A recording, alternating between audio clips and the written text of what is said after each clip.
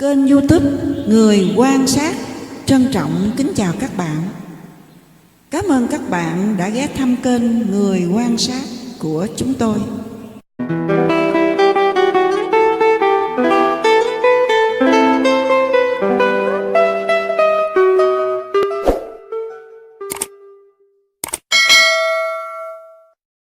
In December 2019, there was a cluster of pneumonia cases in China. Investigations found that it was caused by a previously unknown virus, now named the 2019 novel coronavirus. In this video, we'll take a quick look at what's currently known about the virus. Keep in mind that this is a new virus, and what's known about the virus now might change in the future. Coronaviruses are a large group of viruses. They consist of a core of genetic material surrounded by an envelope with protein spikes.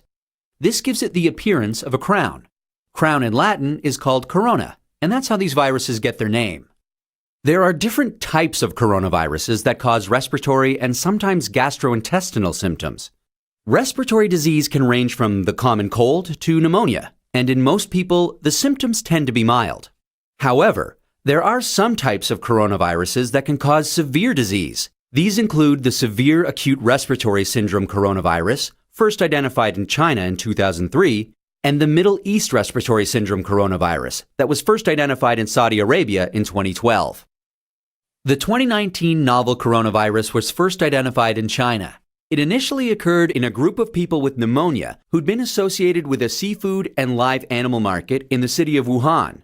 The disease has since spread from those who were sick to others, including family members and healthcare staff. There are many cases at present, and the disease has spread within China and also to a number of other countries. So, where did the virus come from? It's known that coronaviruses circulate in a range of animals. Sometimes these viruses can make the jump from animals to humans. This is called a spillover and could be due to a range of factors such as mutations in the virus or increased contact between humans and animals. For example, nCoV is known to be transmitted from camels and SARS-CoV from civet cats. The animal reservoir of the 2019 novel coronavirus is not known yet.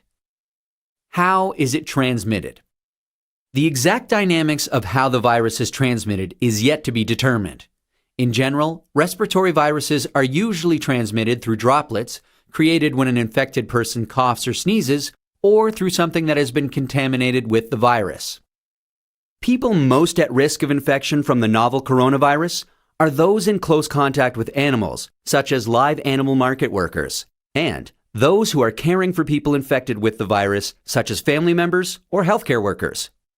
So, how does the disease present? Well, from what is known so far, there can be a number of symptoms ranging from mild to severe. There can be fever and respiratory symptoms such as cough and shortness of breath. In more severe cases, there's been pneumonia, kidney failure, and death. The mortality rate is not known yet. How can we tell whether someone is infected? The infection can be diagnosed by a test called PCR, or polymerase chain reaction. This test identifies the virus based on its genetic fingerprint. There's currently no specific medication for the virus, and treatment is supportive care. There's currently no vaccine to protect against the virus. Treatment and vaccines are in development. How do we prevent transmission of the virus? This new virus currently has a limited geographic spread.